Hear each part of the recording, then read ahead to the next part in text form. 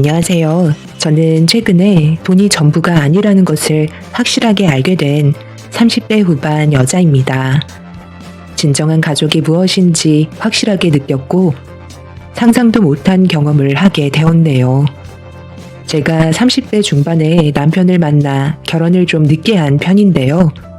정신없이 살다 보니 어느덧 홍기를 놓치게 되었고 결혼은 생각조차 하지 않던 찰나에 지금의 남편을 만나게 되었습니다. 정말 다행이었던 건 그래도 시부모님께서 좋으신 분이라 무난한 결혼을 할 수 있었어요. 그런데 결혼 생활하면서 좀 이상한 점을 발견했어요. 시댁 식구들이 형님의 말 한마디에 상당히 쩔쩔매더라고요. 그래서 남편한테 물어보니까 54억이나 되는 재산을 상속받게 됐다는 사실을 알게 되었죠. 그래서 보기 부담스러울 정도로 형님을 신경 쓰는 게 저는 별로 좋아 보이지는 않더라고요. 어차피 저와는 상관없는 일이라 크게 신경 쓰지 않고 있었는데 형님은 그런 제 태도가 마음에 안 들었는지 신경 쓰인다면서 시숙한테 불만을 털어놓았고 시숙은 남편한테 형님이 저에게 쌓인 불만들에 대해 전달을 했어요.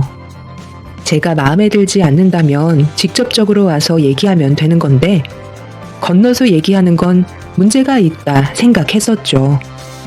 정말 어이없었던 건 시댁 식구들은 굽신거리는데 저는 그렇게 하지 않고 있다는 거에 불만을 갖고 있었네요. 형님, 저랑 얘기 좀 해요. 제가 왜 다른 식구들과 똑같이 행동을 하길 원하시는 거죠? 저는 형님한테 어떤 것도 원하지 않는데요. 나는 동서의 태도가 너무 마음에 안 들어. 아직 한 식구가 된 지 얼마 되지 않아서 잘 모르는 것 같은데 나 곧 있으면 54억 상속받게 될 사람이야. 왜 시댁 식구들이 나한테 잘하려는지 알아? 내가 지고 있는 게 많고 시부모님께서 가지고 계신 빚까지 전부 갚아드리기로 했거든. 그러니 나한테 잘할 수밖에 없는 건데 동서는 나한테 원하는 게 없나 봐. 그럼 저도 형님한테 잘 보이면 콩고물 정도는 떨어진다는 거예요. 그러니까 형님이 54억이라는 큰 돈을 상속받게 됐으니 저도 형님 눈에 잘 보여서 조금이라도 받아먹기 위해 노력하라는 거잖아요. 그런데 저는 형님이 생각했던 거와 다른 모습을 보이니까 그게 불만이었던 거네요. 제가 그래서 형님 비위를 살살 맞춰야 된다는 거죠? 그럼 저도 원하는 걸 얻을 수 있다는 건가요? 사람은 누구나 돈을 좋아하잖아. 동서한테도 기회를 주겠다는 건데 뭐가 잘못됐어? 눈치껏 상황 파악을 하라는 거야.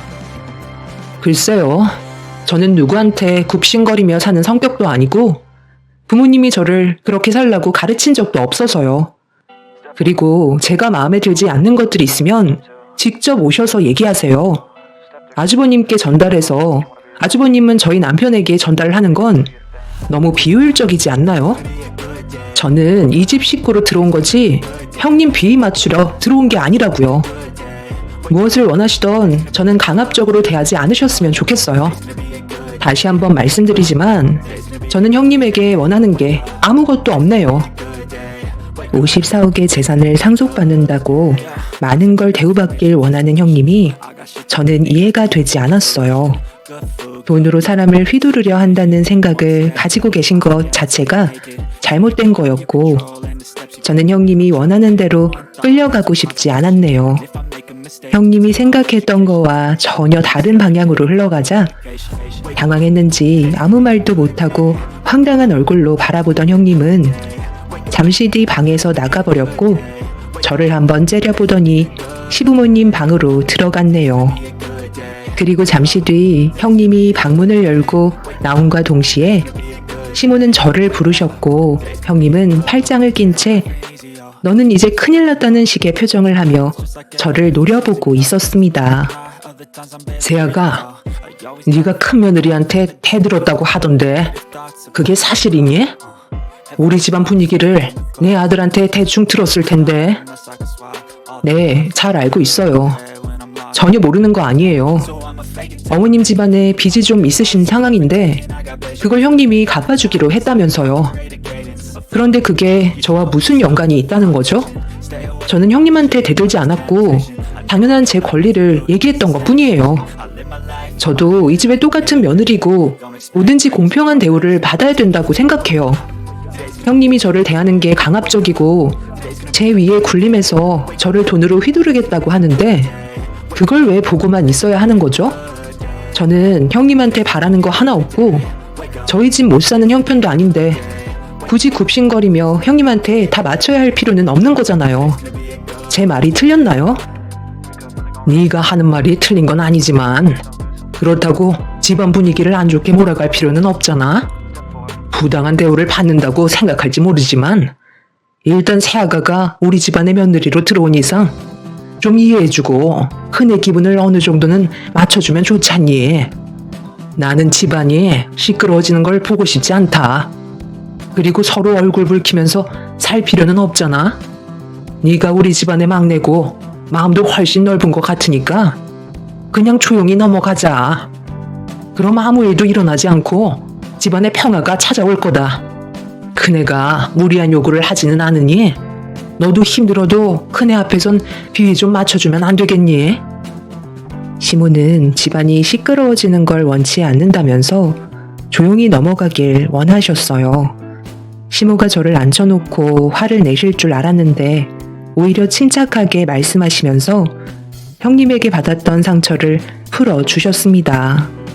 시부모님께서도 자주 만나는 것도 아니고 어쩌다 얼굴 보는 사이인데 굳이 얼굴 붉힐 필요 없어서 그냥 넘어가는 것 뿐이라고 설명하셨어요. 거기에다가 빚까지 갚아주겠다고 했으니 좀 더 조심스러워질 수밖에 없었죠. 시부모님께서 저에게 부탁을 하시는데 제가 굳이 삐딱하게 나갈 필요도 없었고 어떤 상황인지 대충 파악이 되다 보니 저 또한 시댁에 있을 때만큼은 최대한 조용히 지내다 돌아가는 게 좋을 것 같다고 결정하게 되었습니다. 시부모님께서 가정의 평화를 원하시는데 그 정도는 할 수 있을 것 같았어요. 그렇게 시부모님과 대화를 끝낸 뒤 방으로 나오자 형님이 거실에 앉아 있었는지 방에서 나온 저보고 가까이 오라며 손짓을 했어요. 형님은 저를 보면서 앞으로 조심하는 게 좋을 거라며 제 성격도 보통이 아니라면서 자기 심기를 건드렸다고 불편한 표정으로 저를 바라보길래 마음 같아선 한마디 하고 싶었지만 시부모님과 좀 전에 나눴던 대화가 떠올라 아무 말 없이 참고 있었죠. 그런 저를 빤히 쳐다보던 형님은 앞으로 조심하라며 자리에서 먼저 일어나 방으로 들어갔어요. 저도 모르게 주먹이 불끈 쥐어졌지만 더 이상 시끄러워지는 건 저도 원치 않았어요. 그날 이후 주말에 시댁에 갈 때면 최대한 조용히 지내다가 돌아가려고 정말 많이 노력했었죠. 제가 노력하는 걸 시댁 식구들이 전부 다 알고 있었기 때문에 헤어질 때면 항상 고생했다는 말을 들을 수 있었습니다. 그만큼 형님의 태도는 문제가 많았었어요. 분명 가족 전체가 감정을 억누르고 있는 게 느껴졌지만 조금도 내색하지 않았습니다. 그만큼 가족 간의 불화를 원하지 않는다는 걸 확실하게 알 수 있었고 제가 먼저 가족의 평화를 깨고 싶지 않았습니다. 이런 상황을 부모님께도 얘기해봤는데 시부모님께서 가만히 계시면 제가 먼저 나설 필요는 없다며 분위기를 지켜보는 게 좋을 것 같다는 말씀을 해주셨네요. 남편도 스트레스를 많이 받고 있지만 입 한 번 다물면 평화라고 최대한 조심하려는 것 같았어요. 하지만 시간이 가면 갈수록 형님의 문제 있는 태도는 하늘을 찌를 정도로 점점 심각해지는 모습을 보여주고 있었죠. 용서, 내가 분명 지난주 수요일 잠깐 우리 집에 들르라고 했었는데 왜 내 전화 안 받았어? 지금 날 무시하는 거야? 형님을 무시하는 게 아니라 제가 일이 워낙 바빠서 형님 댁에 가지 못할 것 같다고 말씀드렸었잖아요. 동서가 내 전화 안 받아서 얼마나 힘들었는지 알아? 이삿짐 정리하는데 아주 혼났다고. 이번에 안 왔으니까 다음에 내가 부를 땐 꼭 와줬으면 좋겠어. 조만간 집들이 할 거거든. 그때 내가 아는 지인 싹 다 부를 건데 와서 음식 좀 해줘. 형님 집들이 하는데 제가 왜 가서 음식을 해야 돼요? 그리고 저도 하루가 모자랄 정도로 바쁜 사람이에요. 그래서 못 오겠다는 거야? 동서, 정말 이런 식으로 할 거야? 요즘 내가 말하는 거 전부 다 토를 달고 있네? 한번 해보자는 거지? 그게 아니라요. 저도 해야 될 일들이 있는데 형님이 무리한 요구를 하시잖아요. 제 입장도 생각을 해주셔야죠. 어머님, 보셨죠? 제가 뭐라고 그랬어요? 요즘 제가 하는 말 한마디 한마디마다 토를 단다니까요. 영수, 정말 너무한 거 아니에요? 이 사람도 할 일이 있는데 왜 이렇게 무리한 요구를 하는 거예요? 다들 그만 조용히 해라. 차라리 내가 가서 도와줄 테니까 이제 그만들 하고 밥이나 먹어라. 밥상 앞에서 지금 뭐 하는 짓이야? 거길 어머님이 뭐하러 가셔서 고생을 하세요. 형님 부모님 계시잖아요. 도와달라고 하시면 되는 거 아니에요? 제 말이 끝남과 동시에 분위기는 순식간에 안 좋아졌어요. 형님은 제 말 한마디에 아무 말도 하지 않고 자리에서 일어나 방으로 들어가 버렸습니다. 남편은 저와 결혼하기 전에 형님의 부모님께서 사고로 세상을 떠나셨다며 함께 동승하고 계셨던 할아버지만 겨우 숨이 붙어 있으시다며 한숨을 내쉬었습니다.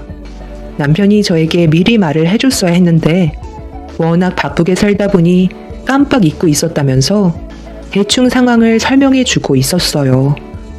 그래서 시댁 가족들은 형님이 삐딱하게 나와도 참고 있는 것 같아 보였습니다. 시모는 겉으론 절해 보여도 불쌍한 애라며 최대한 조용히 지내는 게 좋을 거라는 말을 하셨어요. 힘들어하는 건 이해하겠지만 그렇다고 시부모님께 버릇없이 행동하고 집안의 분위기를 계속해서 안 좋게 몰아가는 건 그래도 문제가 있는 것 같아 저는 반대 의견을 내세웠습니다. 오히려 시부모님께 그런 식으로 할수록 더 안 좋아질 수 있다고 지금이라도 바로 잡아야 한다는 말을 했지만 시부모님께서는 그렇게까지 얼굴을 붉히고 싶어 하지 않으셨어요. 시부모님께서 가만히 계시니 제가 설레발치면서 나설 필요는 없었고 괜히 형님의 상처를 건드려 버린 것 같아 신경 쓰이기 시작했죠. 시부모님께서는 저희 먼저 집으로 돌아가라며 얼굴 봐봤자 좋아질 거 하나 없다고 저희를 돌려 보냈습니다. 그날 이후 시도 때도 없이 전화해서 저를 힘들게 했던 형님은 전화 한 통 없었고 주말에 시댁에 오지도 않았네요. 그런 생활이 반복이 되자 괜히 제가 미안해지게 되더라고요. 그래서 제가 먼저 형님 댁에 찾아가서 대화를 시도해야 하나 고민을 하고 있었는데 시부모님과 남편은 그냥 가만히 있는 게 좋을 것 같다며 형님의 기분이 풀어질 때까지 상황을 지켜보길 원했습니다. 남편에게 형님이 처음 며느리로 들어왔을 때부터 지금까지의 삶에 대해 전부 들을 수 있었는데 형님의 삶도 참 딱했었어요.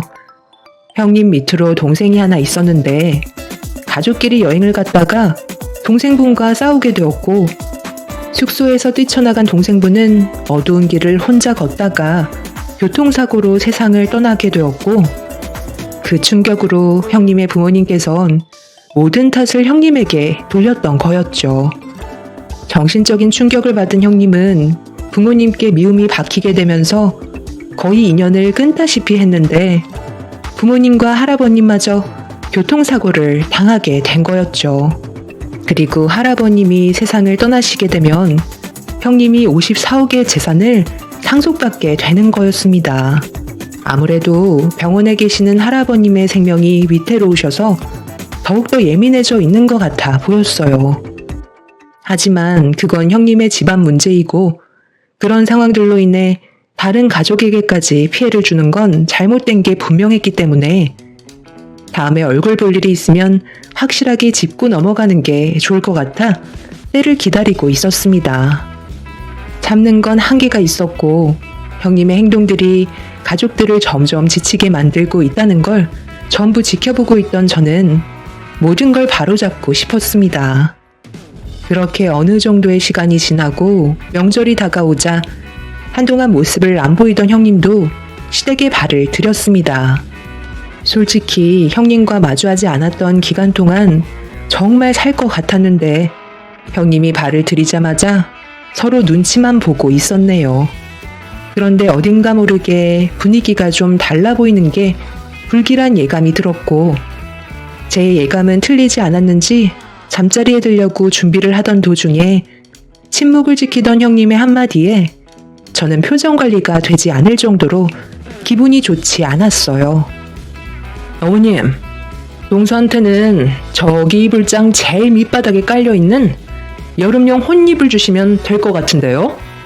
그 매니의 이불은 저 주셔야죠. 이불장 제일 밑바닥에 깔려있는 이불은 위에 있는 이불들이 손상되지 않게 깔아놓은 거라 많이 해져 있고 작은 방은 바람이 새어 들어와서 두꺼운 이불을 넣어줘야 되거든. 첫째 너는 그래도 우리 집에 오면 내가 항상 하나밖에 없는 거위털 이불 내어주잖니. 작은 며느리는 거위털은 아니더라도 두꺼운 이불은 덮고 자야지. 이건 내가 알아서 할 테니까 어서 들어가 자라. 동서가 뭘 잘했다고 몸따시게 두꺼운 이불을 덮어야 하는 거죠? 저번에 저한테 보인 행동 잊으셨어요? 형님, 그건 제가 몰라서 그런 말을 했던 건데 그건 정말 죄송하게 생각하고 있어요. 다른 날도 아니고 오늘 명절인데 기분 좋게 보내면 안 될까요? 저도 형님이랑 좋은 관계로 지내고 싶다고요. 제가 많이 부족했어요. 그러니 이제 그만하세요. 뭘 그만해? 나는 아직 시작도 안 했는데. 어머님, 앞으로 장롱 밑에 깔려있던 이불은 동서 전용으로 주세요. 만약 재화가 다 풀리기 전까지 저 몰래 다른 이불 내어주시면 더 이상 못 참아요. 제 말을 들으셔야 빚을 갚을 수 있다는 거 잊으신 거 아니시죠? 동서, 뭐하고 있어? 내가 말한 대로 장롱 밑에 깔려있는 이불 가지고 가라니까?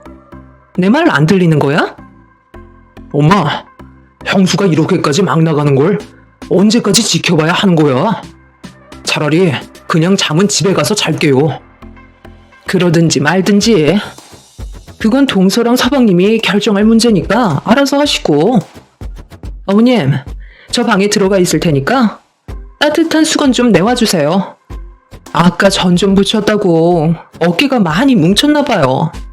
어깨 안마 좀 해주셔야 할 것 같아요. 어머님, 죄송해요. 저는 더 이상 못 참겠어요. 언제까지 이런 식으로 형님 눈치 봐가면서 살아갈 순 없는 거라고요. 형님이 상처를 받든 말든 이제 상관하고 싶지 않아요. 형님 때문에 가족 전체가 불행해지고 있다는 거 몰라요? 솔직히 형님이 시부모님 빚을 갚아주겠다는 말만 하지 않았어도 이런 일은 없는 거라고요. 왜 아버님 어머님께서 형님의 눈치를 보면서 살아야 되는 건데요? 그리고 아직 54억이 형님한테 상속된 것도 아니잖아요? 할아버님께서 세상을 떠나셔야 형님한테 54억이 상속되는 건데 벌써부터 이런 식으로 행동하는 거 정말 너무 유치하고 약한 부분을 이용해서 막대하는 거 정말 잘못된 거예요. 저는 솔직히 아주버님이 형님과 이혼하셨으면 좋겠어요. 할아버님 세상 떠나시면 형님한테 가족이란 지금 여기 모여있는 우리들밖에 없는 거라고요. 그럴수록 서로 도와가며 관계를 좋게 이어가야 하는데 이런 식으로 계속해서 모난 행동을 볼 바엔 차라리 인연 끊고 얼굴 안 보며 사는 게 훨씬 속 편하겠어요. 그리고 저는 장롱 밑에 있던 혼입을 쓰지 않을 거고요. 이 집에서 나가지도 않을 거예요. 솔직히 거위털 이불도 아버님, 어머님 덮으시는 건데 형님한테 양보한 거잖아요. 그런데 그런 걸 감사하게 생각하기는커녕 어머님한테 안마를 해달라고요? 전 부치는 거 젓가락으로 깨짝깨짝거리면서 입으로 들어간 게 훨씬 많았잖아요. 고생은 어머님이랑 제가 다 했는데 어떻게 그런 말을 할 수가 있어요? 형님이 어머님 어깨를 주물러 드려야 하는 게 맞는 거 아닌가요? 제 말이 틀렸어요? 방 안에 펼쳐진 거위털 이불 다시 어머님 방으로 돌려놓을 거예요. 제가 이 집에 며느리로 들어온 이상 더 이상 두고 볼 수 없을 것 같네요.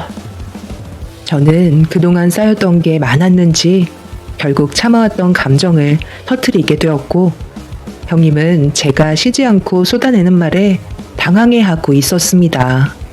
너무 흥분을 해서 그런지 온몸이 떨려왔지만 형님 방으로 들어가 거위털 이불을 들어 시부모님 방으로 가지고 들어가려 하자 그런 저를 보고 있던 형님이 거위털 이불을 빼앗으면서 어딜 가져가냐고 거위털 이불을 뺏기지 않으려 강하게 당기기 시작했어요. 저와 형님이 서로 옥신각신하자 가족들 전체가 저와 형님을 떼어놓으려 했지만 서로 거위털 이불을 절대 뺏기지 않겠다며 안간힘을 쓰는 순간 이불은 순식간에 둘로 찢겨버렸고 이불 속에 있던 많은 거위털들이 공중으로 퍼져버렸습니다. 시모는 찢긴 이불을 보며 경악을 했고 형님과 저는 비명을 지르면서 분노하신 시모를 바라보며 뒷걸음질 치고 말았습니다. 시모는 정말 아끼는 이불을 만신창이로 만들어놨다고 엄청난 화를 내셨네요. 정말 보자 하니까 잡는 것도 한계가 있는 거라고. 그래도 큰 며느리라고 최대한 대우해주려고 내가 얼마나 노력했는지 알아? 나도 너처럼 예전에 비슷한 경험을 했기 때문에 부모를 잃은 슬픔이 얼마나 아픈지 알아서 네가 언젠가 다시 예전의 모습으로 돌아오길 바랬는데 이젠 아주 이 집안의 왕처럼 행동을 하려는 거야? 그래도 우리 집안의 큰 며느리라고 내가 정말 아끼는 거위털 입을 내어줬으면 감사하게 생각할 것이지. 작은 며느리한테 해진 혼이불을 주라고 손윗사람으로서 부끄러운 행동을 보여? 그래, 내가 거기까지도 꼭 참았다. 명절이고 서로 오래간만에 얼굴 봐서 최대한 조용하게 넘어가고 싶었어. 그런데 정말 소중하게 생각하는 거위털 이불을 두둥강 내버려? 빚이야 어차피 천천히 갚아나가면 결국 다 갚기 마련이다. 내가 돈 때문에 지금까지 참아왔다고 생각하는 거니? 넌 오늘 내가 아주 끝장낼 줄 알아. 오냐 하니까 아주 가족 모두를 잡아먹으려 드네. 어딜 도망가? 당장 이리 안 와?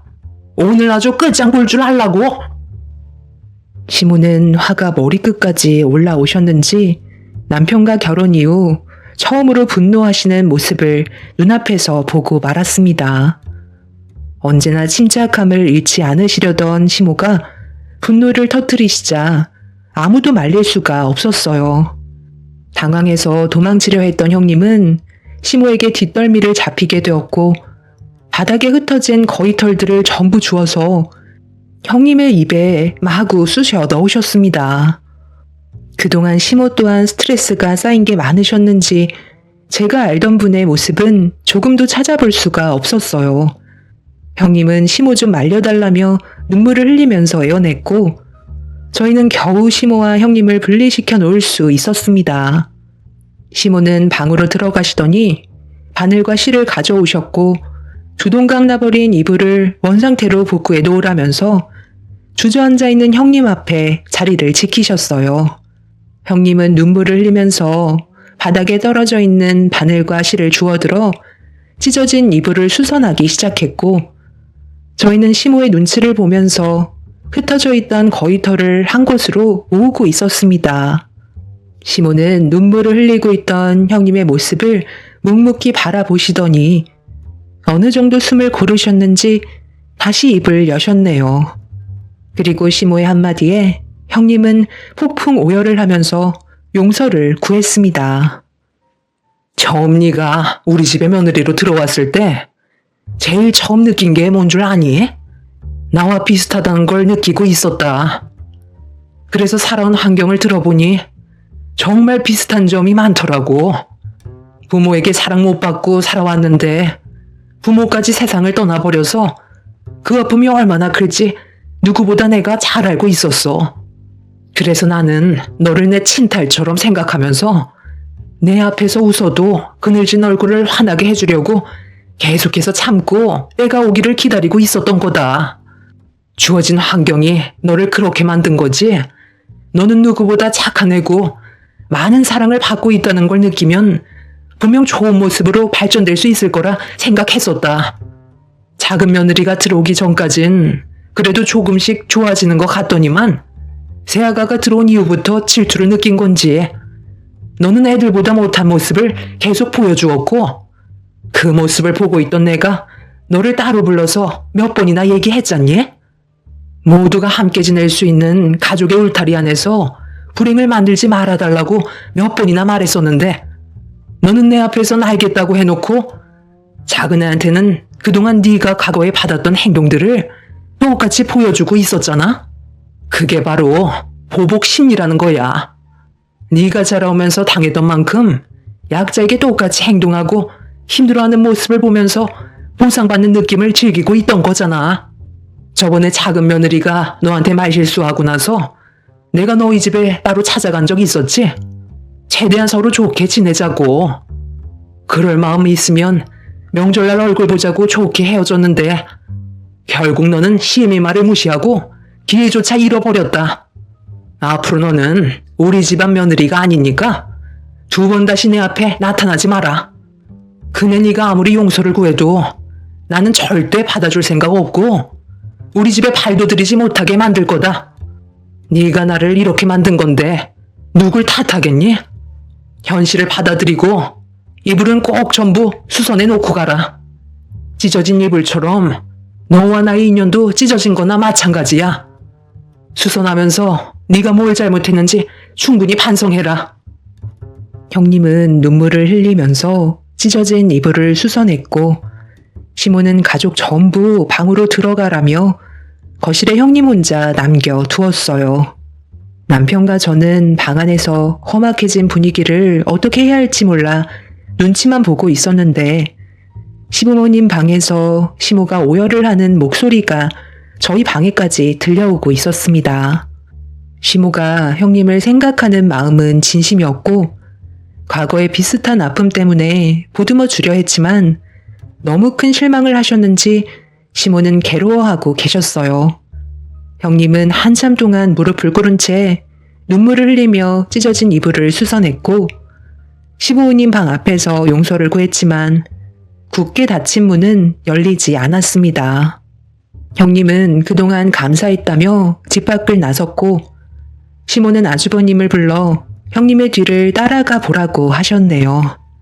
아주버님은 시모의 말이 끝나기가 무섭게 형님을 찾아 밖으로 나갔지만 어딜 갔는지 찾을 수 없다는 말을 듣게 되었습니다. 그렇게 한참 동안 소식을 기다린 저희한테 아주버님의 전화가 와서 받게 되었는데 형님의 할아버님께서 그날 세상을 떠나셨다는 말을 듣게 되었어요. 저희는 그래도 가족이라는 이유 하나로 할아버님의 장례를 함께 도왔고 형님은 그런 저희를 보며 한참 동안 아무 말 없이 눈물을 쏟아내었습니다. 그렇게 장례가 끝이 나고 시모는 아무 말 없이 시댁으로 돌아가려 하시자 저희도 무슨 말을 해야 할지 몰라 뒤따라가려 하는데 형님이 무릎을 꿇었습니다. 그리고 오열을 하면서 다시 예전으로 돌아가고 싶다며 충격적인 말을 꺼내었는데 54억이라는 상속은 애초부터 없었다고 그동안 속여서 죄송하다는 말을 하는 순간 저희는 입을 다물지 못했습니다. 형님은 시댁 집안의 며느리로 많은 사랑과 관심을 받으면서 지내다 보니 더 큰 관심과 사랑을 받기 위해 잊지도 않은 거짓을 꾸미고 있었고 형님의 말을 조금도 의심하지 않았던 저희는 그런 것도 알지 못한 채 속고만 살아왔던 거였네요.